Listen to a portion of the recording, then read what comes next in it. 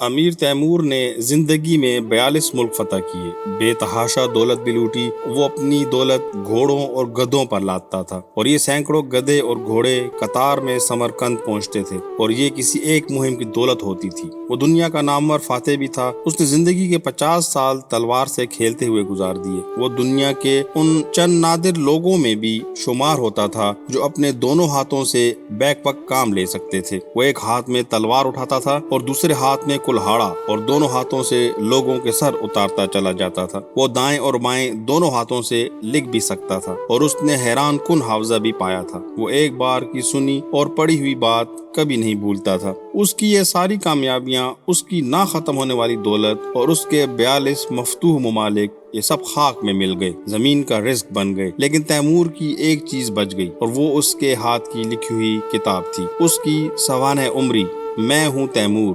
امیر Timur نے غالباً یہ کتاب فارسی زبان میں لکھی تھی۔ یہ ادھوری کتاب ہے جو تیمور کی موت 1405 عیسوی کے وقت ختم ہو گئی، اور قلمی نسخے کی صورت میں مختلف ہاتھوں سے ہوتی ہوئی 1783 عیسوی میں برطانیہ میں پہلی بار شائع ہوئی، اور اس کے بعد 40 زبانوں میں ترجمہ ہوئی، اور یہ برسوں سے شائع ہو رہی ہے اور مسلسل پڑھی جا رہی ہے۔ یہ بنیادی طور پر کتاب کی عظمت ہے۔ علم اور کتاب کو زوال نہیں ہوتا۔ دنیا میں تیمور جیسے لوگوں کی سلطنتیں ختم ہو جاتی ہیں، لیکن ان کے ہاتھوں سے نکلے ہوئے صفحات ضائع نہیں ہوتے۔ یہ اس وقت تک دنیا میں رہتے ہیں جب تک پڑھنے والوں کی تشنگی باقی رہتی ہے۔ پڑھے لکھے اور ان پڑھ شخص میں صرف کتاب کا فرق ہوتا ہے، اور قدرت اس تفریق کو برقرار رکھنے کے لیے ان کتابوں کو زندہ رکھتی ہے۔ آپ معاشروں کا تجزیہ کر لیں، آپ کو ان تمام معاشروں میں امن، سکون، کوالٹی آف لائف، برداشت، خوشی اور روحانی مسرت ملے گی جہاں کثرت سے کتابیں پڑھی جاتی ہیں۔ اس کے برعکس جن ممالک میں کتابیں کم چھپتی ہیں، جہاں لائبریریاں مفقود ہوتی ہیں، وہاں روحانی کشیدگی بھی پائی جاتی ہے، وہاں غم اور غصہ بھی ہوتا ہے،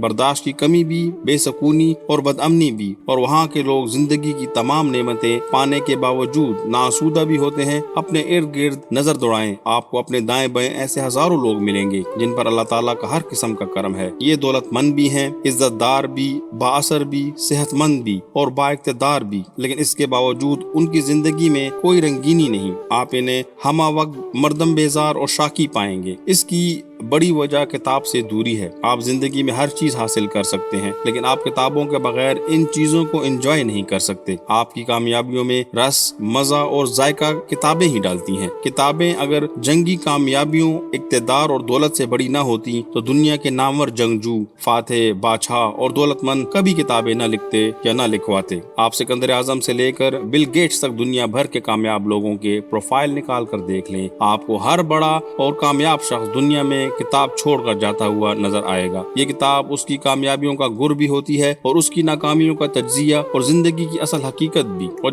ہم جب تک ان کتابوں کا مطالعہ نہیں کرتے، ہم اس وقت تک زندگی کی کامیابی اور ناکامی کی اصل جہتوں تک نہیں پہنچ پاتے۔ مطالعہ ایک عادت ہوتی ہے، اور یہ عادت بھی دوسری عادتوں کی طرح باقاعدہ ڈالنا پڑتی ہے۔ آپ جب تک کتاب کو اپنی روزانہ مصروفیات کا حصہ نہیں بناتے، آپ اسے زندگی کے ڈسپلن میں نہیں لاتے، اس وقت تک کتابیں آپ کی عادت نہیں بنتی۔ یورپ کے لوگ بچوں کو اسکول میں داخل کرانے سے پہلے کتابوں کی عادت ڈالتے ہیں۔ یہ بچوں کو بک شاپس لے کر جاتے ہیں، انہیں چھوٹی موٹی کتابیں خرید کر دیتے ہیں، یہ انہیں لائبریری تک لے کر جاتے ہیں اور انہیں وہاں سے کتاب حاصل کرنے کا طریقہ بتاتے ہیں۔ یہ انہیں گھر سے نکلتے ہوئے کتاب ساتھ رکھنے کی عادت بھی ڈالتے ہیں۔ آپ اگر کبھی یورپ، امریکہ یا کسی دوسرے ترقی یافتہ ملک میں جائیں تو آپ کو لوگ ٹرینوں، بسوں، بس سٹاپس اور پارکوں میں بیٹھ کر پڑھتے نظر آئیں گے۔ آپ کو ہر شخص کے ہاتھ میں اخبار دکھائی دے گا یا کتاب، اور اسے جہاں جگہ ملے گی وہ بیٹھ کر کتاب یا اخبار کھولے گا اور پڑھنا شروع کر دے گا۔ یورپ اور امریکہ میں زیادہ تر کتابوں کی پہلی اشاعت 10 لاکھ کاپیوں پر مشتمل ہوتی ہے، اور ان کی اشاعت بعد ازاں کروڑوں تک پہنچ جاتی ہے۔ امریکہ کی آبادی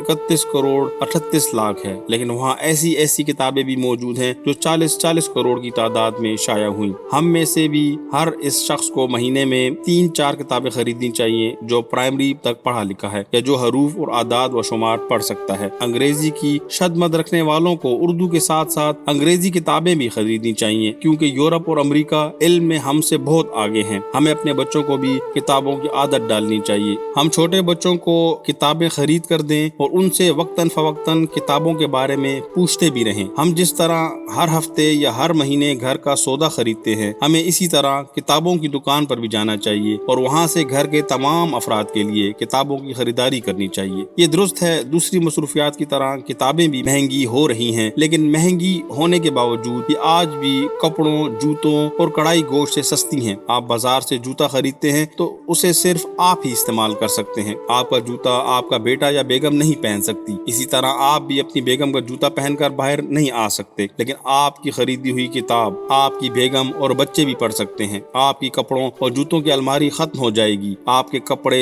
जूते और खाना पुराना हो जाएगा, लेकिन किताबें पूरी जिंदगी बासी और पुरानी नहीं होंगी। ये उम्र भर आपका साथ देंगी। हम घरों और दफ्तरों में टॉयलेट भी बनाते हैं और किचन भी। हमें इनके साथ स्टडी या छोटी सी लाइब्रेरी जरूर बनानी चाहिए। हमारे घर में अगर इसकी गुंजाइश नहीं तो भी हम घर की किसी खिड़की के साथ किताबों की 1-2 शेल्फ बना सकते हैं। हम घर के किसी रोशन कोने में एक मेज और एक कुर्सी रख सकते हैं और इसे अपनी स्टडी डिक्लेयर कर सकते हैं। हम घर से निकलते हुए तस्बीह और किताब दोनों साथ रख सकते हैं। तस्बीह हमारा अल्लाह ताला से राब्ता कायम करेगी। हम चलते फिरते, खरीदारी करते हुए, दफ्तर और दुकान पर काम करते हुए तस्बीह पढ़ते रहें और जो ही बैठने की फुर्सत मिले तो किताब खोल लें और इससे हमारा वक्त भी बच जाए और हम फजूल हरकतों, लायानी गुफ्तगू से भी महफूज रहेंगे। इल्म हासिल करने का एक तरीका सवाल भी है। हमारे जहन में रोजाना 4000 सवालात पैदा होते हैं। हम अगर जेब में छोटी सी डायरी रख लें और हर सवाल इस डायरी में लिख लें और हमें जो ही फुर्सत मिले हम किताबों, इंटरनेट और आलमों के जरिए इन सवालों का जवाब तलाश कर लें तो हमारे नॉलेज बेस में इजाफा हो सकता है। हम हफ्ते में चंद घंटे पढ़े लिखे लोगों में बैठ जाएं तो उससे भी हमारे इल्म में इजाफा होगा, लेकिन ये पढ़े लिखे लोग किसी एक खास तबके से नहीं होने चाहिए। इनमें साइंसदान, मौरख, अदीब, मजहबी स्कॉलर्स, ब्यूरोक्रेट्स और सियासतदान भी होने चाहिए ताकि आपके पास हर किस्म का नॉलेज आ सके। आप अगर हर बार एक ही किस्म के लोगों से मिलेंगे तो इससे आपकी सोच महदूद हो जाएगी और महदूद सोच बेइल्मी से ज्यादा खतरनाक होती है। आप रोजाना थोड़ी देर के लिए टीवी भी देखें और हफ्ते में एक आध मयारी फिल्म भी, रोजाना अखबार भी पढ़ें और इंटरनेट का इस्तेमाल भी करें, क्योंकि ये भी इल्म का बहुत बड़ा जरिया है। आप याद रखिए, आपके पास सिर्फ 2 ऑप्शन हैं। आप अनपढ़ जानवरों जैसी जिंदगी गुजारें जो खाता पीता और बच्चे पैदा करता हुआ दुनिया से रुखसत हो जाता, या पढ़े लिखे